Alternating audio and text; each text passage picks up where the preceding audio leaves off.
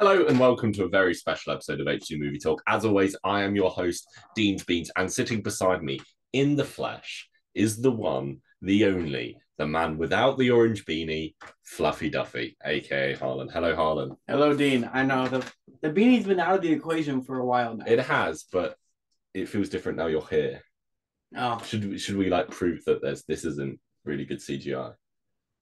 it is so. How are we gonna? I think the only way to prove it is by kissing. Okay. I'm in the United States of America, and I came here to watch Indiana Jones and the Dial of Destiny. Yes, because there are films don't exist in the UK, and that's what we're here to talk about today. Because we watched it together. Yes, we sat aside one another in a cinema, which might sound like a very ordinary thing, but it was quite a novel concept for us. That was the 10th film we've ever seen together. Yeah, that's true. Should we rattle through them right now? Sure. Okay. First one ever. Yeah. Was Hot Fuzz. Yeah, and then Hot Fuzz again. That's Hot Fuzz again. Yeah. He fell asleep. It was like 10 at night, and it was like you were jet lagged. Yeah. I wasn't even jet lagged. You were jet lagged. I didn't feel sick.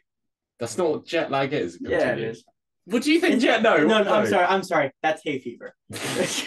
You don't know what jet lag is. Okay, number 2. Don't have to be in order. Just name them. Number 2, Shaun of the Dead, World's End, The Gray Man, The Nice Guys. Yeah. What am I at? 5. I'm at 5. Hot Rod, La La Land. La La Land. The Cat in the Hat. The Cat in the Hat. Which we just watched. We watched that this morning. 10.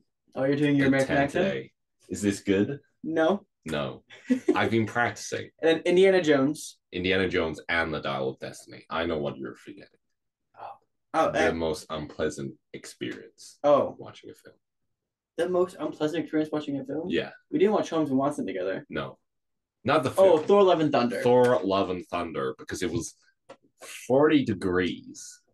Which is like 101 here. I don't care. It was 40 degrees and the air conditioning in the cinema wasn't working. And we were sticking to the chairs, me, you, and Will. And I should say, I've been practicing my American accent while I'm here, and cashiers don't know this. He's been testing it on people. And the tests have gone well. Yeah, but like, I don't think it's pretty typical for people to be like, you're a British person trying to do an American accent, aren't you? Yeah, but like, they don't give me a look. They're like, I think I'm pulling off well in short doses. I can't do extended periods as we all just saw. But if I'm like, thanks. Yeah, no, that's good. I'll have a fan and drink. But say thanks in an American accent. Thanks. I'll say thanks in your accent. Oh, thank you, kind sir. What an absolute honor it is to be beside you once again. All right, should we get into Dial of Destiny? Indiana Jones and the Dial of Destiny. Because this is what, can we talk through our experience watching this film first? So we went to a big old cinema screen to watch it. We tried last night and it didn't work. Yeah, it was so it's technically it's not huge. The screen isn't huge. I think I think it's above average, but continue. I think the screen went. I think if anything, it's too big. All right, buddy. Thor: Love and Thunder. I think the screen we saw that in was bigger. I don't think so. You don't think so? No. I just may remember it being really big. It was pretty. They're pretty big screens, but I think the one we went to is officially like the biggest screen in all of Illinois, which is where we are right now. Wait, I've got bigger screens like that in my back garden. The fact that you called it a garden just proved it to be in my backyard. There you go, backyard. So yeah, we went there yesterday, but the only seats left available were like at the very, very front. Yeah, and then we sat down. We were like, oh no, we need to watch Dial of Destiny as soon as possible. So what do we schedule into our calendar? 10 a.m. this morning. The Cat in the Hat in the cinema, which we'll get to that, but we should probably start about Dial of Destiny before we get into our deep half-hour dive on Cat in the Hat that is inevitably going to come up. And then we went to watch this film. We watched all of it beside one another. As I've already said, we were doing little laughs and little looks and like, ha ha. Yeah, little hee hee. Ooh. Yeah. And a bit of ooh. Yeah, a little bit of ooh. No, I don't think we did any of those. We didn't do any of them. I don't like giving in theaters. It depends. If it was like classic Indiana Jones and all these like native tribesmen jumped out of a wall, I would have gone which didn't happen. It didn't. And then we left the cinema, and we've like left our thoughts very vague. And the one rule I drew immediately Yeah. was we won't talk about the ending until we're filming, because the ending is fascinating Okay. to this film. And so I don't 100% know I know like your vague opinion, but I don't know the nitty gritty, and that's what we're here to talk about. Yes. Spoiler warning for Indiana Jones and the Dial of Destiny. Spoiler warning. The first thing I want to talk about. The first thing is the opening sequence. Yeah, the de-aged opening sequence. Not necessarily even the de-aging. But like, yeah, the sequence with the de-aging. Stop it. It normally doesn't throw you off. It's just because we're recording. I think it's because we're recording. Yeah. But the de-aging is fine. We've seen better de-aging before. Yeah, but the period of you've also got to take into account like the period of time it's being used for. I mean, we did talk about the de-aging.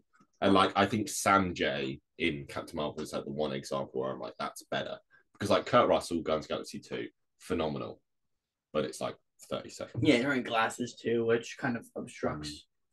Not because baby, you're a fire girl. What a good wife you can be. Anyway. And see? But the main issue I have with the opening sequence is it's so dark. Like when Indy is like doing on that chase, you can barely see anything. Yeah, I think that is like to hide the CGI. Right, but like to what expense? Yeah. At what cost? At what cost, James? And that's a whole other thing that I think is the root of my issues with this movie is its direction. But that's really interesting. But I enjoy the seeing Indy during wartime.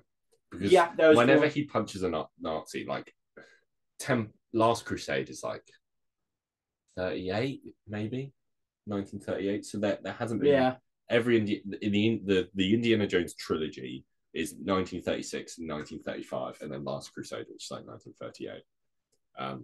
Because Temple of Doom's a prequel to Raiders of the Lost Ark. Not many people know that. Really? Yeah. Huh. Why? I don't know. I haven't seen. Temple of Doom's one I haven't seen in ages. And then obviously Kingdom of the Crystal Skull, which if you want an in-depth analysis on that film, go check out last week's podcast. That's true. It wasn't that in-depth. It was. But... and that's 50s and he's punching communists. Mm. And I don't find that as satisfying. Because... I don't mind it. No, but like when he punches a Nazi, I'm like, yeah, that Nazi just absolutely clocked it. And I love it every time. Nazis are always a good villain. Yeah, because they're also they can really pull off like the cheesy like I will take over the world. I don't know. I'm a bit Russian. I will take over the world. There you go. Booyah. That's Mads Mikkelsen in this film. Is Mads Mikkelsen sounds like a joke. Mads Mikkelsen's de-aging was better than Harrison Ford. I don't think he was de-aged. I think he was. I think they shoved a wig on him, put a bit of makeup on. No, I think he's de-aged. Interesting. I think it's going to be really embarrassing if I don't know his name, so I'm going to check. But I love Toby Jones, who is Arnim Zola. Yeah, that is his name. Oh yeah, he was really good in this. Toby Jones is Phoebe Waller-Bridge's character's father. It was actually kind of refreshing not seeing him being a villain. Yeah, I think I see a lot more Toby Jones than you do because he's in a lot of British stuff. Like he's got a whole episode of Doctor Who, which is really good, where he is a villain, to be fair. And then he's got he's in a lot of comedies. He's in Sherlock. I don't know how much that you've seen. But he's a villain. He's a villain in Sherlock. So I think and whenever I do see him, I'm like, this guy's good. He like commits to it. Yeah. Oh, he was good.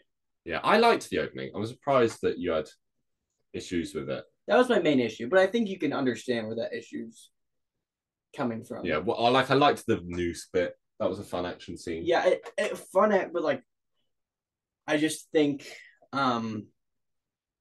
there are some ways you can go about hiding special effects that doesn't. Yeah. Like, but there's some things like I just couldn't see what was going on. I didn't like that because I like action. I hate it, but I enjoyed Harrison Ford like pretending. Well, I enjoyed Indiana. I enjoyed Harrison Ford pretending to be Indiana Jones, who in said scene was pretending to be an officer. and like the one language in all the world he can't speak, because Indiana Jones can speak every language, dead or alive, is German. So it's like when he walks in to pick up the fake blade that cut Christ, Mm-hmm. and he's like, he just nods at them, sniffs the drink, empties it, and then goes, and then picks up the case and walks away. And I enjoy stuff like that. I like me watching this film. Just I was like, Indiana Jones is just such a solid character. It's like he's not a great dude, No, but he's skilled. He's very clever. Like I think he's a very good balance of like practical, fighty, and intelligent. Yeah, and he's a ladies' man, and you don't like that's not a thing that's done in a lot of films nowadays because PC culture. Oh boy, don't get me started. No, but he's not much of a ladies' man in this movie, though. Yeah, but he's 80. Yeah, but there's the bit at the end which we'll get to, and then I'm like, and that's how I was kind of not. I was enjoying it. I'm like, this guy, like, it's like Tom Cruise hasn't kissed a woman in a film in like 20 years, and I'm like, and like Dwayne Johnson has just has like have you seen Jungle Cruise? No. Jungle Cruise has the worst kiss scene in so? any film ever. It's like he has to kiss Emily Blunt underwater to give her oxygen, but like it's just the most like it's supposed to be like these guys are getting to know each other, they're flirting a bit. It's the most like deeply unromantic, no chemistry thing in the world, and I think a lot of films nowadays are lacking in like just raw romantic chemistry. Well, and that kind of energy. Tom Holland and Zendaya. Yeah, but that's different as well because it's a bit like that's my Tom Holland impression. It was entirely visual, which is always good for a podcast. You just hear from the amount of movement that shares. Yeah. But that is a sidetrack. Can I tell you what the twist of Jungle Cruise is? Go for it. Jungle Cruise is a film that wants to be Indiana Jones. There's so many films that want to be Indiana Jones, like Uncharted. Yeah, but you could argue like the game wants to be Indiana Jones too. Yeah, but the twist of Jungle Cruise is that Dwayne Johnson is a 600-year-old man. What? Who's like an immortal guy. What? Yeah. That's awful. Why would they do that? I don't remember the film that well, and that's all I remember. Anyway, Dial of Destiny. We haven't even got to Cat in the Hat yet. So I like the opening. I just enjoy Nazis absolutely clocking it. You really like I really like Nazi violence. And I didn't realize it until I watched this film. I don't even know what it is because it's not like I walk around my day-to-day life going, oh damn, I hate Nazis. You should. I mean, I don't live in this country I'm currently in, so I never see Nazis. No, I'll take that. Yeah. But like, every time Harrison Ford just announced, I'm like, yeah, it's just I don't know, it's satisfying, and I liked, What do you think of Phoebe Bridgers? Phoebe Waller-Bridger. I liked her. I had issues with her to begin with when I couldn't really figure out which way her character was going, and I think they did miss out on a few moments. But I liked her, and I think she had good chemistry with Indy. Yeah. Who do you think who do you like more? Shia LaBeouf?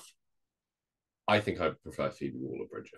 Yeah, I think so too. I like previously Shia LaBeouf isn't bad in Crystal Skull. I like a lot of the stuff they do with him, but Phoebe Waller-Bridger is more fun, and like she's like, I know everyone was like, oh, I'm gonna hate Phoebe Waller-Bridger in this film because she's trying to replace Indiana Jones and blah blah blah, and I don't think that's what they're trying to do. It wouldn't surprise me.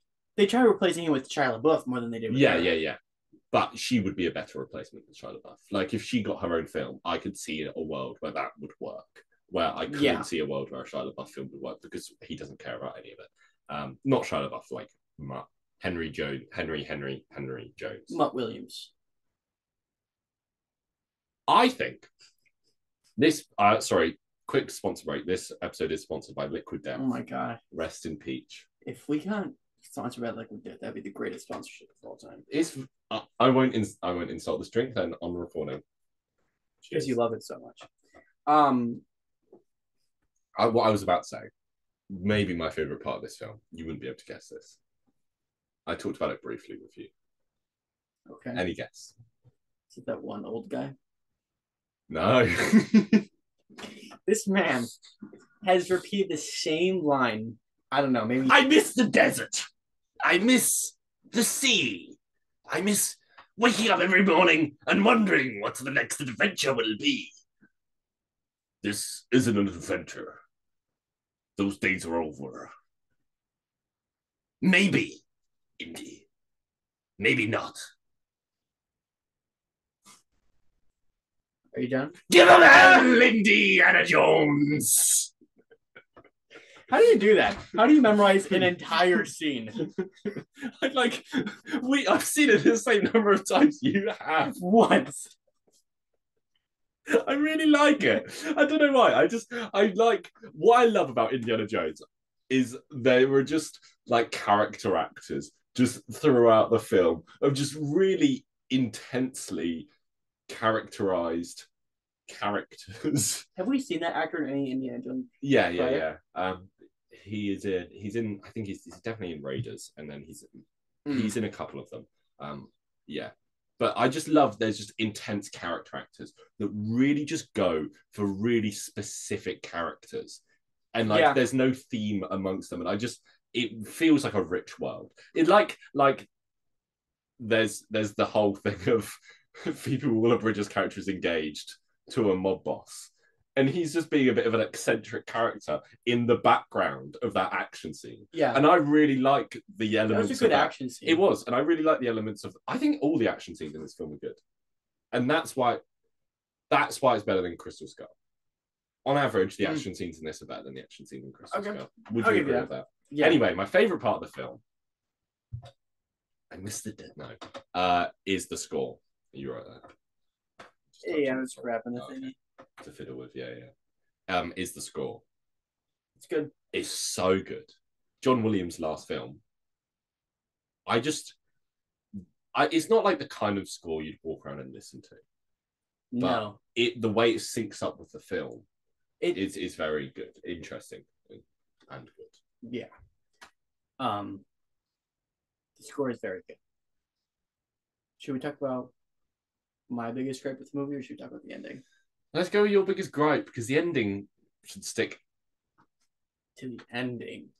Thank you very much. Okay. The first three Indiana Jones movies, iconic. Yeah. Directed by Steven Spielberg. Yeah. They have a very distinct feel. Yeah. The fourth one, also directed by Steven Spielberg, not beloved. Yeah. However, it goes to the 50s. It sticks in that distinct feel. That is Spielberg.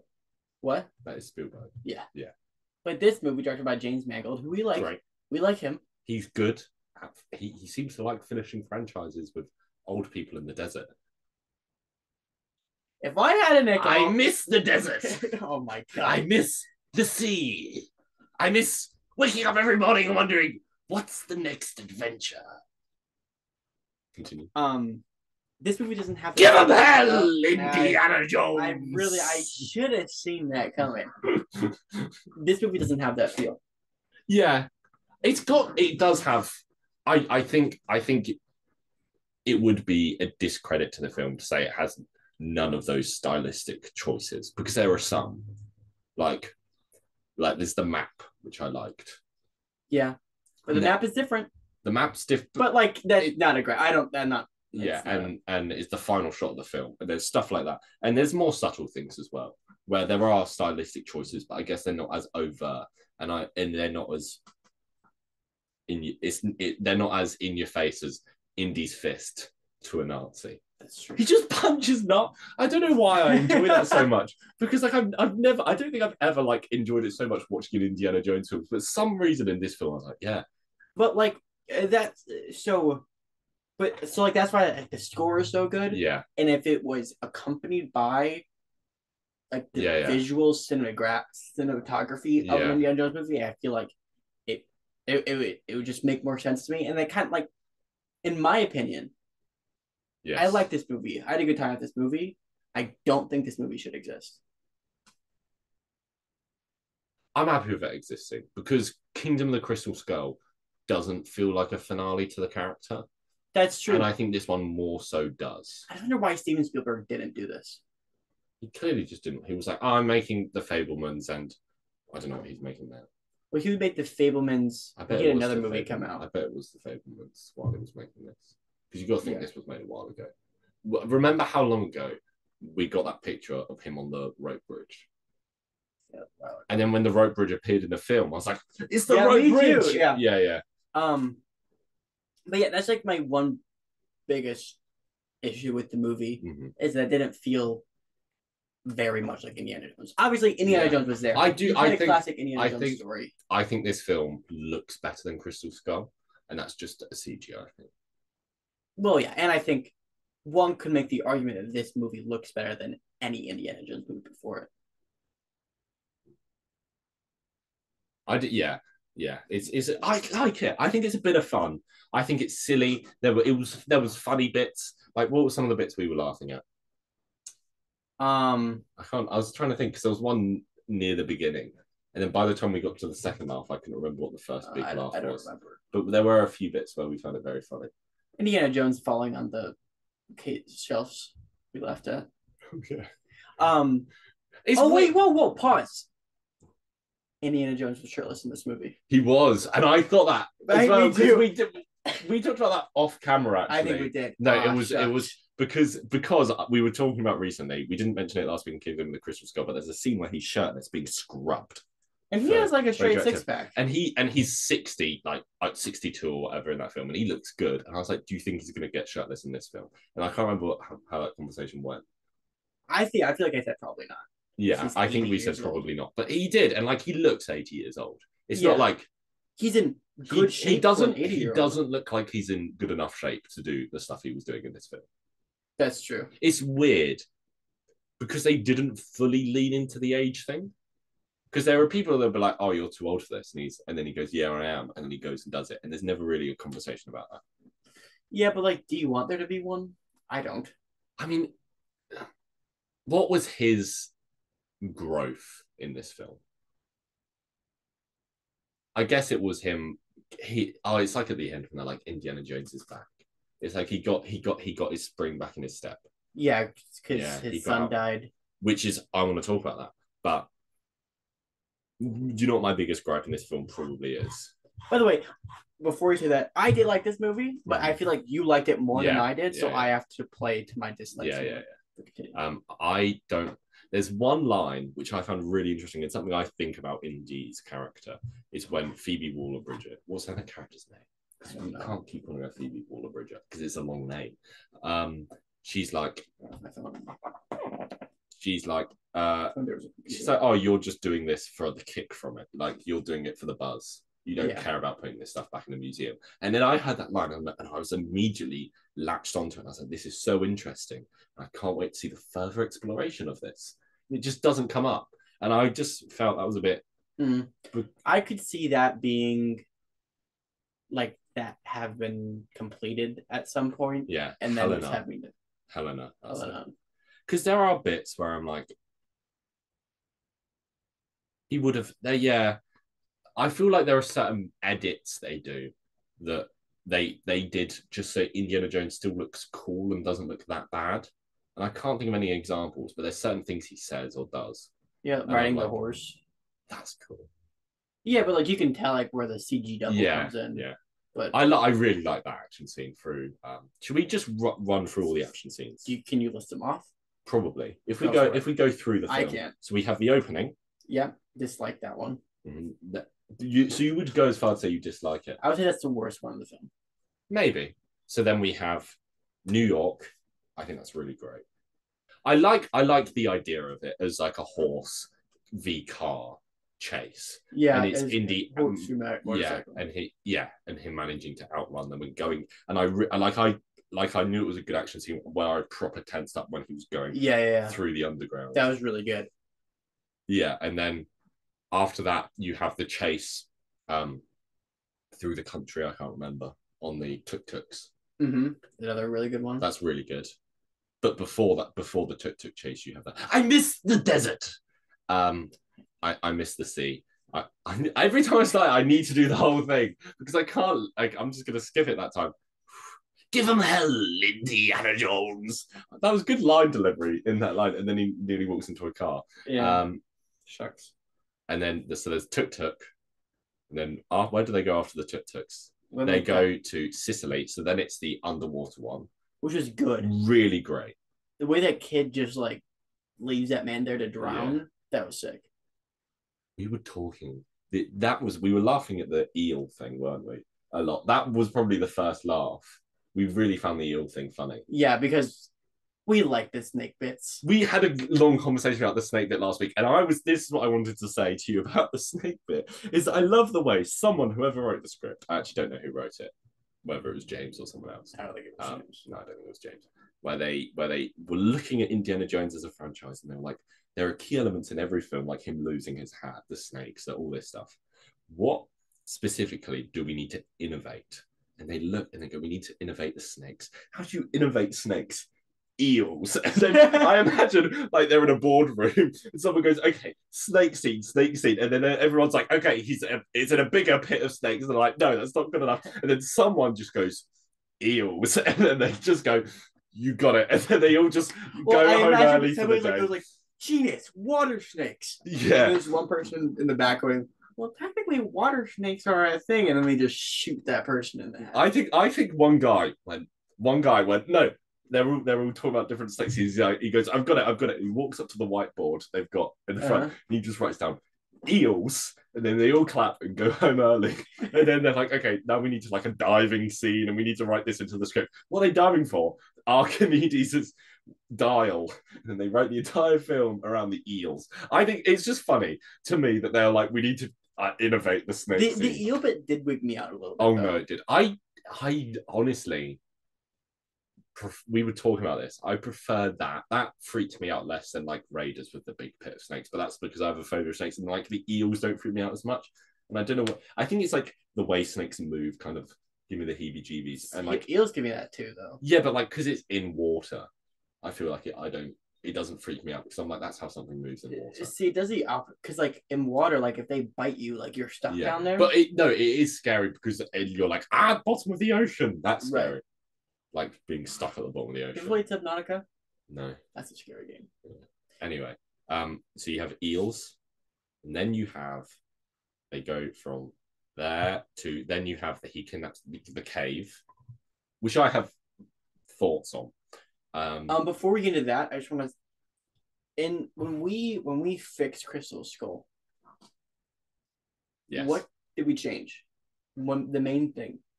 The main thing we changed was the aliens at the end. Oh, the other main thing. The ants. The tracker.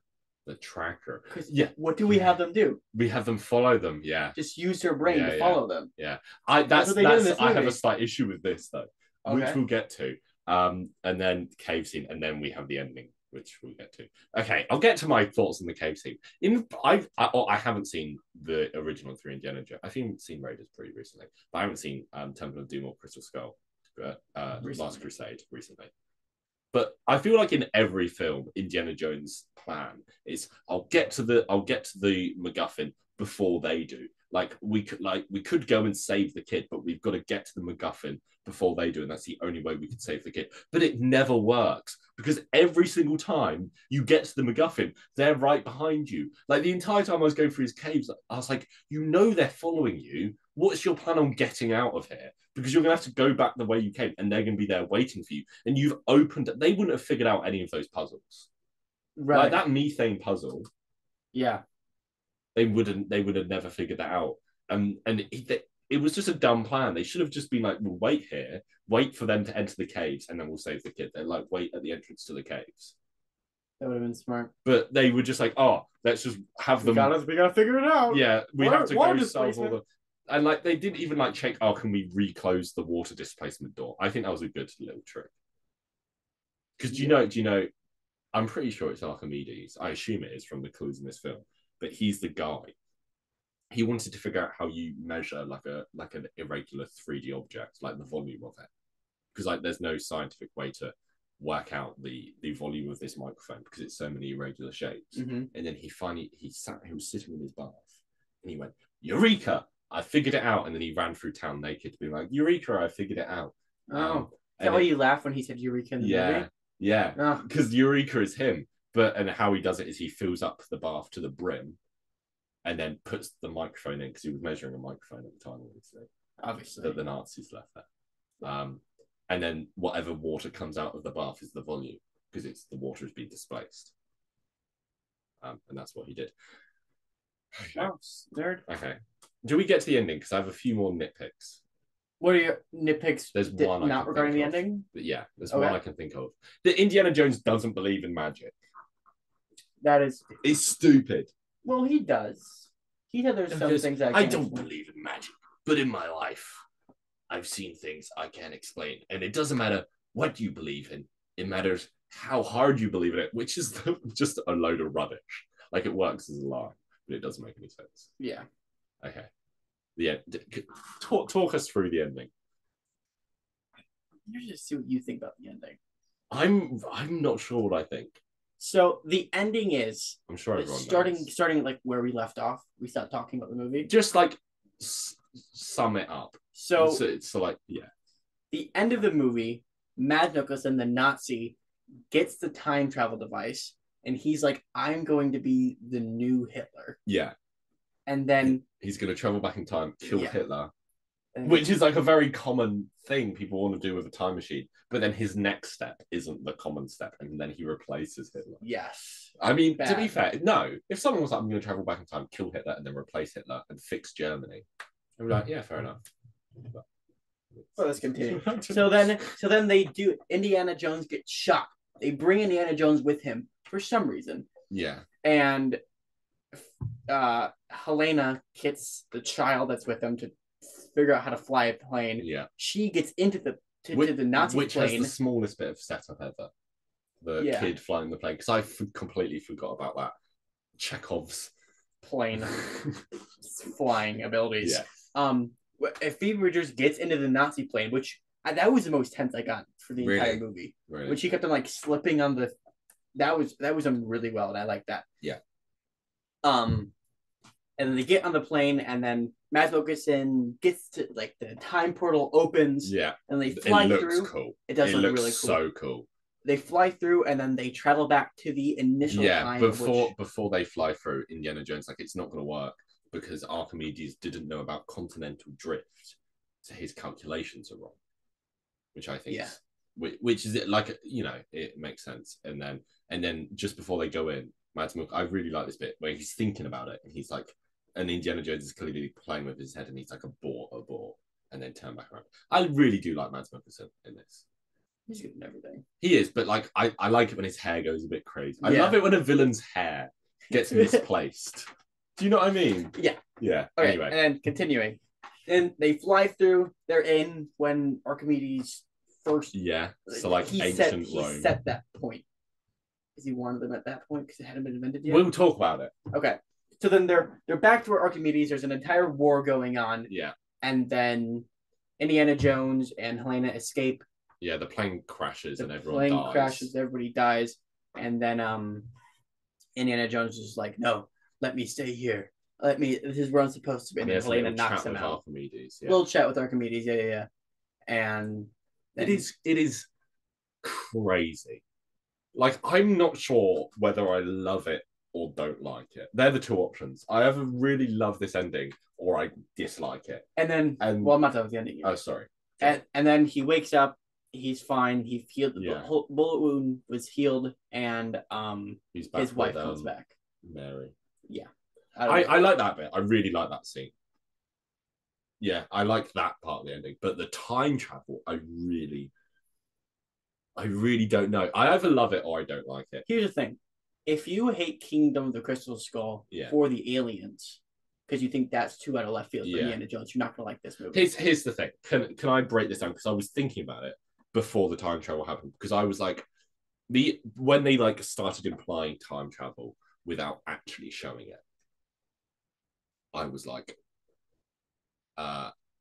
I was like, see, the way they're doing it now is completely fine. It's like if they had just shown the alien, if they had just like shown aliens existed, and they were like, this is an alien skull, and this is where the alien was, and then they left it at that, that would have been fine in Kingdom of the Crystal Skull. But then when you bring the alien in, which isn't an alien, it's like an interdimensional. Yeah, being. And apparently it's an interdimensional being because Steven Spielberg really didn't want to do aliens again because he's done a lot of alien films.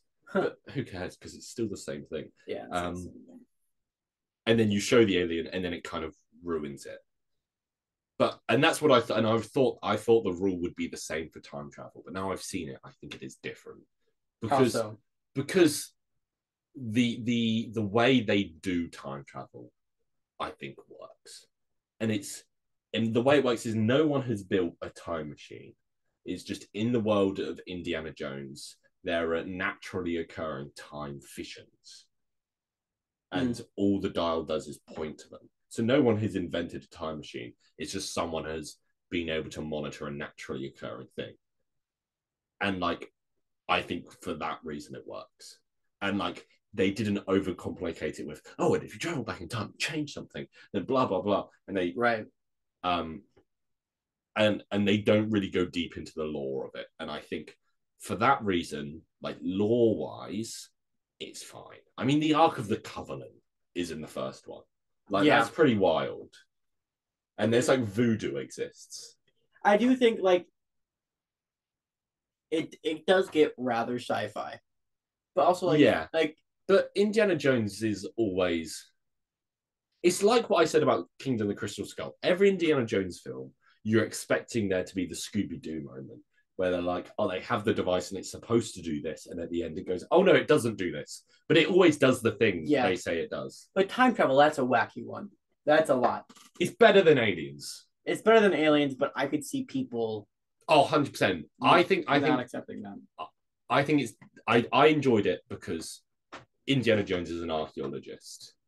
And sending him back in time to see this stuff, there is something really cool about that. And just seeing how much he loves it. Yeah. And I enjoy that element to it. Okay, what do you think? I really thought Indiana Jones was going to die there. Yeah. Because it would have made sense. They could have made... I prefer the ending. They did this really smart thing where when they get the Dial of Destiny, that's not what it's called in the movie. Yeah. But whatever. Archimedes' dial. They see that Archimedes has a watch on. Yes. And then you see Archimedes take the watch off Mads Mikkelsen. Yeah, and he had the propellers on the like tombstone as well. Oh, and then he looks at the propellers on the plane. And that's cool. Yeah. And so I was kind of thinking like, oh, it makes sense if Indiana Jones stayed there because he would be able to maybe help him make the Dial of Destiny. Yeah. There was a bit in the film where I thought the Dial of Destiny was going to be created by them bringing it back in time. Yeah, and then I was like, that's too complicated. Yeah, and that's what it works in like simplicity. But, yeah. But what do you just think of the idea at its base level that Indiana Jones traveled back in time? If you would, I think it's executed well in the movie. Mm-hmm. However, after watching Crystal Skull, you came up to me and you were like, Indiana Jones is going to time travel the next one. Yeah. I would have been like, are you kidding me? Don't make that movie. Yeah, 100%. You're 100% right, but it works, I think. Yeah, it works better than the Aliens. Yeah. However, I don't think by much. I think it really does work better. And just in like a logistical point of view. And it is just like the kind of Indiana Jones has no connection to aliens or space or interdimensional beings, but he has a connection to time and history in the past. That's true. Yeah. And I think that's why it worked for me, because I really liked just his joy he'd have of being like, oh, yeah. That's why I thought it would like, because I didn't think Indiana Jones was going to die in this movie because I wasn't hearing spoilers online saying Indiana Jones died. I'm surprised that wasn't spoiled, that there's time travel in this film. Yeah. And that's what I was thinking. How did they film that and it not get leaked? Or maybe it was leaked and we just didn't see it. Yeah, maybe like... however, with it being the Dial of Destiny and seeing younger Indiana Jones, I'm pretty sure it's possible that I could have seen that and just been like, sure, and then not remember. Yeah. That's similar to like when Giant Man was in Civil War. Yeah. I just forgot about that. I But don't when know. I saw it, It really like confused my mind because they edited the trailer obviously because they have that plane stump in every trailer when Harrison Ford and Phoebe Waller-Bridge fall out of the plane. Oh yeah. And they open it and you can clearly see the Roman ships underneath them, not in the trailer. Oh, but like in the film. Oh yeah. And then I'm like, they've edited that because there's no way people wouldn't notice like a Roman legion. Well, yeah, that would really give away the movie. Yeah, but it's I don't know, it's wild. If you like watch that trailer and someone went, that happens in 34 BC or whenever it was. Yeah, you'd be like, are you serious? That's because it does. I'm kind of like inclined to like the time travel because it actually works. Okay. Because it's good, but like I think it's the second worst one. Yeah, I don't know. I just like the idea of Indiana Jones getting to see it. What does this movie have in Rotten Tomatoes? Let's have a look. Dial of Destiny. What's your guess? I think I know. 68. Oh, it's gone out since last time. That's fine. It was at 55 last time I think it's definitely better than a 55. Yeah. Story by George Lucas. That can't be right. Surely that's he created the character thing. Yeah, probably. I want to see who wrote this. Oh, it was co-written by Mangold. It was written by Jez Butterfield, John. Oh, but there's two Butterworths writing it. David Cope. 4 writers. Yeah. It's a lot of writers. I mean, it depends on the film, doesn't it? That's how many Infinity War and Endgame had. That's true, but I mean, I want to see what the Butterworths have written. Do you know the guy who wrote not plays Phil Ford v Ferrari? I mean, that's a bad film. Edge of Tomorrow, that's a good film. Ford v Ferrari is good. Cruella. Edge of Tomorrow, another time travel movie. Yeah. Do you want to see this? This blew my mind a little bit. If we find, I want to find Kingdom of the Crystal Skull because that has a crazy good writer. Where's Kingdom of the Crystal Skull have in Rotten Tomatoes? 77. No way. What? Yeah. That's insane. Because 77, that's a good rating for a movie. Yeah. But it's Rotten Tomatoes, isn't it? Screenplay by David Cope. Oh, he helped write Dial of Destiny. He was the other guy. But let's have a look at his work. Feature films. He's done a lot. Jurassic Park. Mission Impossible. Spider-Man. That was what I read, and I was like, he wrote Spider-Man. And then that's interesting. The Mummy. Not The Mummy. That Tom Cruise is The Mummy. Yeah. But yeah, the fact that he did Mission Impossible, Jurassic Park, and Spider-Man is wild. Yeah, it is wild. Anyway, I don't know. The ending's it's a Marmite thing. It's a big swing. And that's I feel like why I'm intended to like it. Because they really went for something. Yeah. And I do think this is probably going to be the last Indiana. They set it up in a way where there could be another There's not going to be an Indiana. There might be a film in the world of Indiana Jones. I don't think there's going to be another Indiana Jones film. I don't think they will either, but there could be. Yeah. I mean, this movie isn't going to do well. I think it had an opening box office of $60 million. Not awful. Yeah, but underwhelming was the headline. Yeah. I mean, the theater we went to was packed, but that's also because people clapped at the end. Yeah, which is a thing people do in America. But move out the way. If you're American, only like I understand clapping at a film if the cast and crew are there. If you're at the premiere and you want to applaud the people there that worked on the film, but they're not there. They don't know you're clapping. You're the only person that knows you're clapping, and it's stupid. I clapped at the end of No Way Home.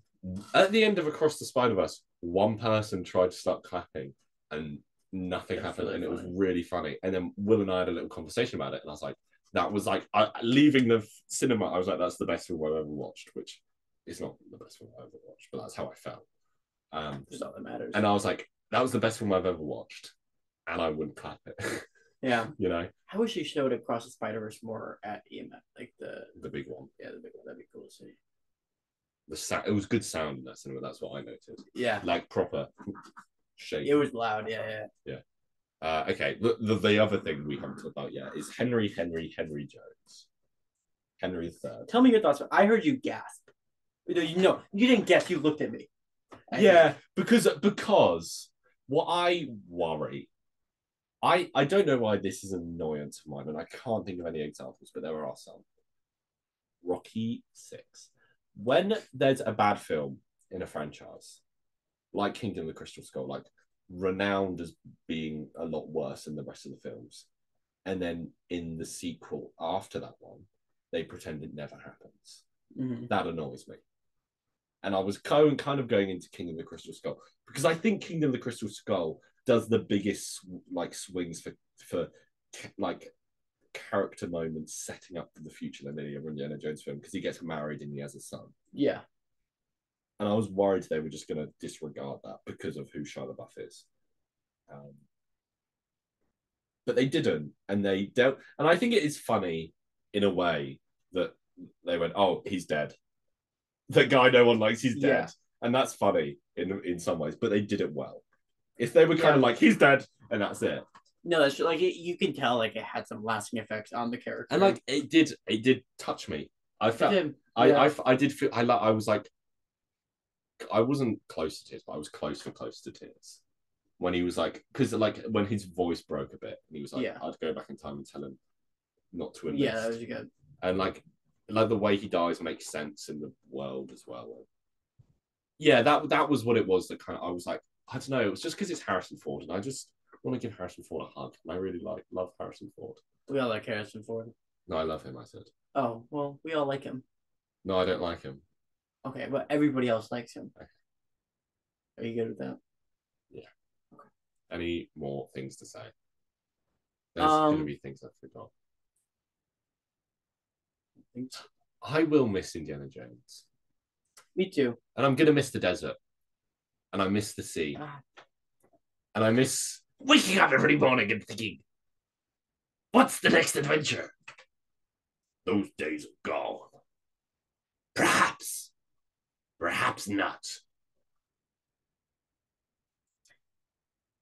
Anyways, give him hell, Indiana Jones. He really goes for it. What if Mads Mikkelsen's character it's just wasn't a Nazi? Mm-hmm. He reigned from a different part. If he was an Italian fascist, like why is my mind blank? No, Hitler's mate. The guy who was like, "Oh, I want to do the new I want to start the new Roman Empire." Hitler's mate, because it was the Axis of Evil. I don't know who's in the Axis of Evil. I think that's really unfair for the bad guys in the losing side in a war to be called the Axis of Evil. Well, they weren't great. They were evil. You could have called them the Axis of good guys. Yeah, no, but it's like let's call them the Axis. They're like, okay, we've won this war. What should we call them? I'm not saying they're good guys. I keep wanting to say Gorbachev, but he's the guy that was in charge when the Soviet Union collapsed. I almost said Salvador Dali. I know, like that's wrong. Italian fascist. That's what I'm googling. Mussolini. It doesn't even say it anywhere on that screen, but there's clicked somewhere with Mussolini. It clicked. Can you confirm it doesn't say Mussolini anywhere on this screen? It says it in a couple places. Anyway, a bit of the film I really enjoyed. This is a small bit. This is when the Nazi was in the plane and he's just machine gunning all the Roman and Greek soldiers out of the window. And they're so confused. And no, both of them, neither teams are that confused. It was like, well, that's a dragon. We gotta kill that. They're like, they both go, let's go kill the other side's dragon. And they both just start aiming for the dragon, but the other plane is fine. No one cares about the other plane. Well, it's the less big one. If I saw two dragons flying in the sky, I would aim towards the bigger one. No, but if you were controlling an army, you would go, all you lot shoot the big dragon. You lot shoot the other dragon. That's true. I don't know if they have like a dragon prepared, like a dragon, defense system. Yeah, they did pretty well. I like the fact that he kept one of the spears. That was cool. Yeah. What we haven't talked about. Okay, there's two things about this ending that confuse me. Number one, who the frick is the guy in the back of the other plane? There's a pilot. I mean, they didn't need him. Why was he there? And like, it's so weird that they've been flying for a while in like heavy wind, and this guy and the kid is talking to himself. I like the kid, and I like the fact that they put the kid in this film. Yeah. And then they're flying for a while, and then this guy wakes up, and he's like, "What are you doing here? Why?" And like, he's not even that confused that they've traveled back in time. Yeah. And neither's the kid. And then they land, and the guy is just not referenced at all. And I don't. Do you think he was there because they were like, "Oh, there's no way people are going to believe that this kid manages to land"? I think so. Yeah. But I think having the guy there creates more questions. Yeah, but like, I don't know. It makes a little bit of sense of how he was able to land the plane. Yeah, but how did that guy sleep through everything and then wake up in the past? He's like, okay, let's land the plane and then trot off. Yeah, fair enough. The thing that confused me, and something I don't think was needed in the film. So the whole point is that there's these fissions which you can calculate when they're going to open up, where they will take you, and where the fissions appear. And like, so he's like, I'm going to go back to 1939. And the reason the calculations are off and they end up in ancient Rome is because of continental drift, which we said, because all the continents have shifted, they're opening up in a different place to what they initially calculated. But by coincidence, where they calculated one was going to open up, one did open up, but it was just to a different place. Which is fine. Like, in the logic of the film, that works. What then did confuse me is that Indiana Jones is like, oh, he set up every time fission to lead back to here so that we can help him with the war. And that's like what they say, isn't it? Yeah. But he doesn't create the time fissions. He made a thing that calculates them. But does his thing that calculate them only calculate the ones that take them back to that exact point in time? And then continental drift isn't a thing? This might be one where you're going to have to check out and let the movie. Yeah, but it confused me. And we're here to nitpick, if nothing else. That's true. It's called HD Movie Nitpick Talk. No, it's not. Okay, anyways, getting back. If Mads Mikkelsen's character sounded like Mussolini. If he followed Mussolini, if he was going to travel back in time and take over Mussolini. What would he sound like? Mamma mia, I miss the sea, I miss the desert, mamma mia, but I also, mamma mia, miss the spaghetti. That was a pretty good one. Thanks. Oh, I thought you were going to go, give him hell, Indiana Jones! No, he really goes, Indiana Jones! He put some... I like the references to all the other films in this film. It didn't feel like, oh, here's an Easter egg. No, Flash. To Temple of the Doom. Want to get nuts? Let's get nuts. It's like, he's like, I've been tortured by voodoo. I'm like, that's a bit of fun because he was tortured by voodoo in Temple of the Doom. And Temple of the Doom, I keep saying the Temple of the Doom. It's the second time I've said that. The one, the Indiana the Jones of the Temple of the Doom came out, that was pretty good. Yeah.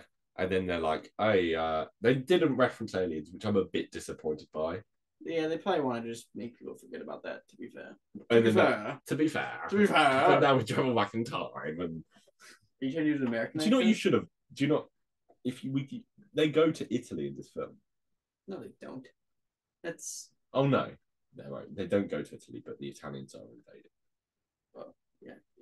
I just said, no, they don't, just to irritate you. But you were right. Because it's Sicily they're invaded. Yeah, Sicily's in Rome. Rome's the city in Italy. Rome's the capital of Italy. Anyway, guys. Adios. No, part one of the podcast's over. We're now moving into Cat in the Hat territory. Okay, quick 30 seconds. I genuinely 30 seconds thought on Cat in the Hat. We'll do this in a week or two when we do the ranking thing. Yeah. But I really enjoyed it. I enjoyed watching. I think watching it with each other was a very. I think it's actually a good film because the things we were laughing, like when you watch a bad film with a friend, you laugh at how dumb it is. We were laughing at some parts of how dumb it was. No, but how intentionally dumb it is. I don't think there's anything we laughed at which is like this film is bad. I think all the bits we were laughing at was the film trying to make us laugh. Yeah, but like I don't think this is such a strange thing to say, but I think The Cat in the Hat was made for people our age. It feels like it. Yeah. It's not made for kids. It's not made for... Hey, there was one adult in the cinema. There was one parent. Yeah, there was one parent that was really digging it. Which film did you enjoy watching more in the cinema? I gotta say it was probably The Cat in the Hat. Really? I had a good time. Not a single Nazi got punched. No. Did anyone get punched? I just really liked it when the Nazi was shooting off the Roman soldiers because I was like, "This is why." I don't know. No reason for him to be. Well, there was no reason for it. Was just because the Nazis are idiots, and I kind of like the fact that this was it. This was it when I was thinking about that. They were like, Indiana Jones is too cool to do this.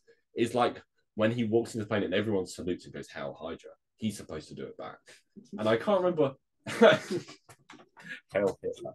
I was about to get to... I was thinking of the bit where Captain America whispers it in Endgame. I can't remember there's like Jojo Rabbit where the Jewish girl in that is like Hail Hitler pretending to be a Nazi. And in this film, he's supposed to do it back because he's pretending to be a Nazi. But he's Indiana Jones and he'd rather die than Hail Hitler to sneak through, which I'm like, come on, Indy. Like, I know you hate Nazis. He really does hate Nazis, and I really like that about him. And that's just his, like, he hates snakes and he hates Nazis, and that's just his two main characters. That's Indiana Jones. Because he's like, you're a Nazi. He keeps saying that. Yeah. We laughed at that when he just... He says, you're German. You can't make jokes. Yeah. You're German. Don't try and be funny. That's a really good line. That's a good joke in that film. And I'm like, yeah, I was like, in that bit, I'm like, I like Indiana Jones because also he's not a quippy guy. No, but he comes out with these dry remarks. It's very Harrison Ford. Yeah, I hope Indiana Jones dies with Harrison Ford. Oh my, yeah, but we'd see it either way. Yeah, but would you cast someone? Like, could you see someone in modern Hollywood? Yeah, you know what? Like, I would Alden Ehrenreich. Yeah, I didn't say that because he was cast as Han Solo. No, I know. But I don't see it. Like, I see him as Han Solo, and I think he was a good Han Solo. Yeah, he's fine. I think he's good. As a younger Han Solo, he's not the problem in the film. Yeah, whatever. But as Henry Jones Jr. You know, I said it already. I was thinking, like, oh, this is going to be the end of the podcast. No, I meant that would be the end of the podcast, and then I just started thinking on him punching Nazis again. We can't keep... All right, guys. We'll stop recording and keep talking about punching Nazis. So if you wonder, I wonder what else Dean and Harlan do with their time other than go to the cinema twice in one day. Once to watch Cat in the Hat, once to watch Indiana Jones. Number one, not a lot. Number two, we talk about punching Nazis, and then we're going to go find some Nazis. So thank you for listening. I think that's everything. Yep. Go on, plug something random. Has to be random. Can't be something associated with you. Go check out Liquid Death's Instagram page. And use the code HD Movie Talk Pod at checkout. It won't work, but you can still say you did it.